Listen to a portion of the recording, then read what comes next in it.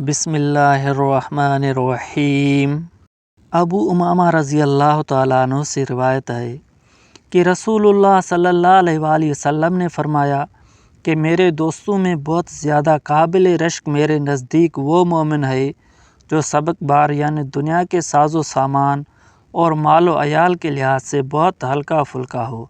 نماز اس کا بڑا حصہ ہو اور اپنے رب کی عبادت خوبی کے ساتھ اور صفت احسان کے ساتھ کرتا ہو، اور اس کی اطاعت و فرما برداری اس کا شعار ہو، اور یہ سب کچھ اخفا کے ساتھ اور خلوت میں کرتا ہو، اور وہ چھپا ہوا اور گمنامی کی حالت میں ہو، اور اس کی طرف انگلیوں سے اشارے نہ کیے جاتے ہوں، اور اس کی روزی بھی بقدر کفاف ہو،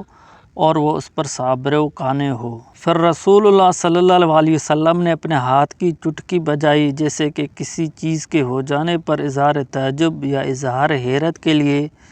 چٹکی بجاتے ہیں، اور فرمایا جلدی آ گئی اس کو موت، اور اس پر رونے والیاں بھی کم ہیں، اور اس کا ترکہ بھی بہت تھوڑا ہے۔ تشریح میں بیان کرتے ہیں، رسول اللہ صلی اللہ علیہ وسلم کے ارشاد کا مطلب یہ ہے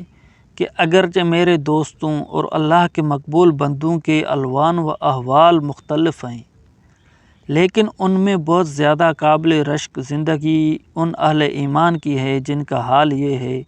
کہ دنیا کے ساز و سامان اور مال و عیال کے لحاظ سے وہ بہت ہلکے، مگر نماز اور عبادات میں ان کا خاص حصہ، اور اس کے باوجود ایسے نامعروف اور گمنام کہ آتے جاتے کوئی ان کی طرف انگلی اٹھا کے نہیں کہتا